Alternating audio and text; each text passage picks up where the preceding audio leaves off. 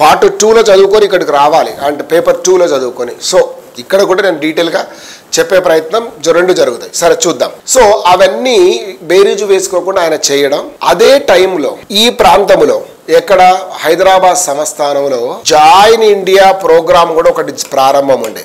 ఈ join India ఏంటంటే హైదరాబాదు సంస్థానంలో ఈ యొక్క ఇండియన్ నేషనల్ కాంగ్రెస్ ఈ యొక్క అనుబంధ సంస్థల హైదరాబాద్ స్టేట్ కాంగ్రెస్ యొక్క కార్యక్రమాలు, అదే విధంగా ఇదే చారిత్రక నేపథ్యంలో పొలిటికల్ ఇష్యూస్ నేను చాలా వరకు చెప్తూ వచ్చాను, అంటే మనం క్లాస్ రూమ్ లో మళ్ళీ చర్చించుకుంటాం. ఈ చారిత్రక నేపథ్యంలో మరొకటి కూడా ఏంటంటే సొసైటీ, నేచర్ ఆఫ్ ద సొసైటీని కూడా మన సమాజాన్ని కూడా గమనించాలండి. సామాజిక సాంస్కృతిక పరిస్థితులు ఇక్కడ ఎలా ఉండే, అవి ఎలా పరిణామం చెందాయి, తెలుగు భాషకు ప్రాధాన్యత ఎట్లొచ్చింది, ఆంధ్ర మహాసభ ఎలా ఏర్పడింది, అంటే నిజాం ఆంధ్ర మహాసభ నుంచి ఆంధ్ర మహాసభ దాకా ఈ యొక్క పరిణామాలన్నింటినీ కూడా, అంటే నిజాం జనకేంద్ర సంఘం నుంచి, సో ఈ యొక్క పరిణామాలన్నింటినీ కూడా మనం గమనిస్తూ దీన్ని పట్టుకోవాలి. దాంతో అంటే ఇక్కడ ఒక జాతి, ఒక ప్రాంతం తన అస్తిత్వాన్ని కాపాడుకోవడం కోసం ఖచ్చితంగా తన యొక్క సాంస్కృతిక ఉనికిని ముందుకు తెస్తారు. సాంస్కృతిక అస్తిత్వాన్ని ఎప్పుడు నిలబెట్టేది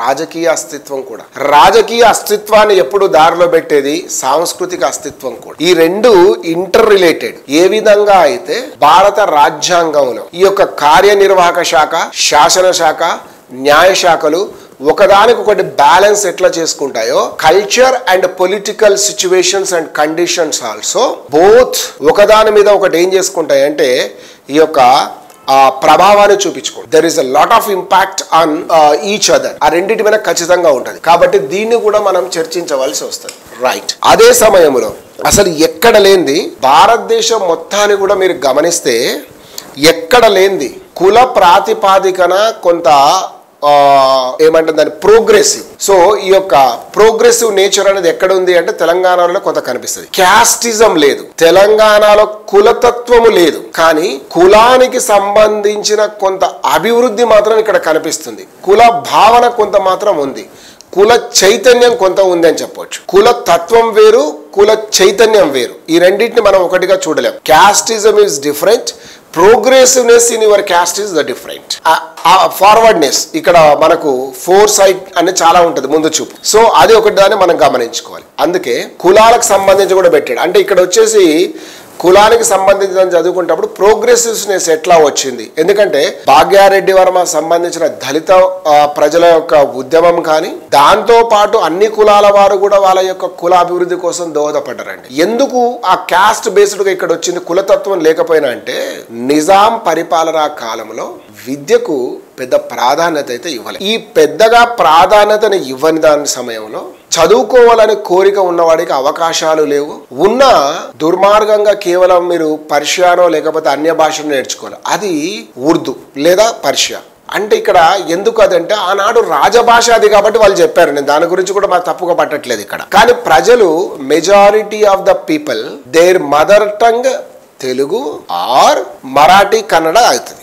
only the few people they had Persia or Urdu as their mother tongue. కొద్ది మందికి మాత్రమే ఆ ఉర్దూ గాని పర్షియా గాని ఉంది. కానీ ఈ అంటే ఆనాడు ఆసఫ్ జాహీల పాలనా కాలంలో హైదరాబాదు సంస్థానంలో ఎవరైతే ఉన్నత కుటుంబాలకు చెందిన వాళ్ళు ఉన్నారో, irrespective of their religion and caste, they are feeling like to adopt customs of the royal palace or royal families.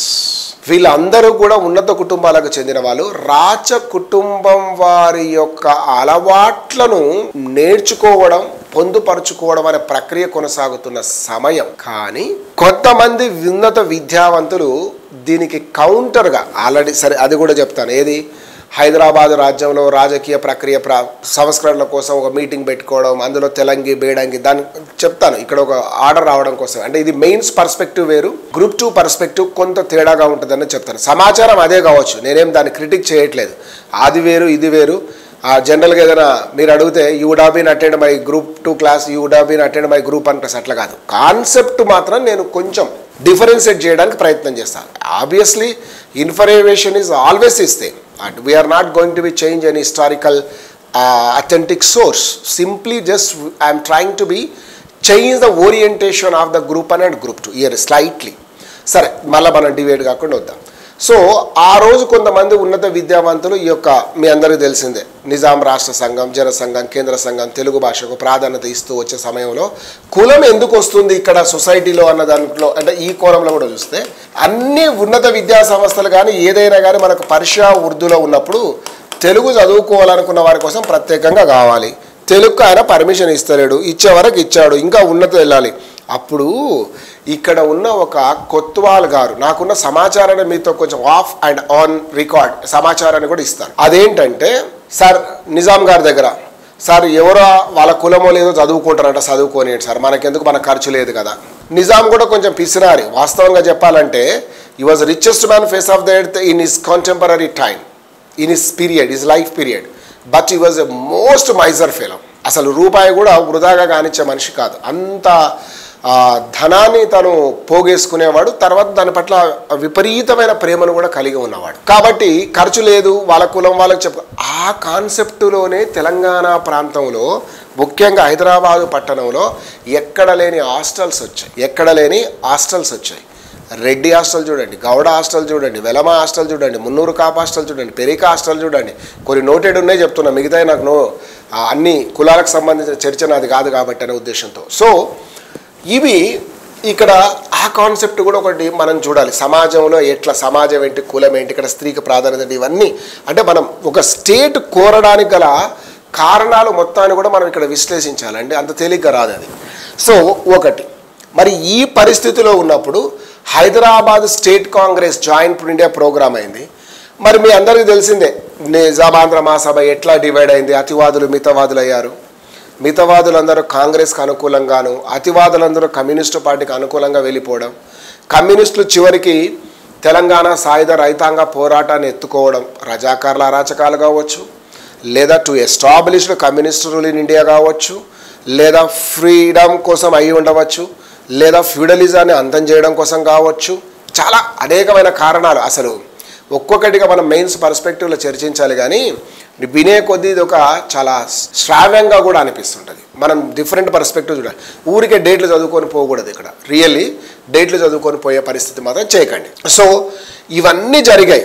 చిట్ట చివరికి సెప్టెంబర్ 17, 1948 మీర్ ఉస్మాన్ అలీ ఖాన్ నిజాం నవాబు గారు ఈ యొక్క భారతదేశంలో విలీనమయ్యాడు, రాజ్యాన్ని విలీనం చేశాడు.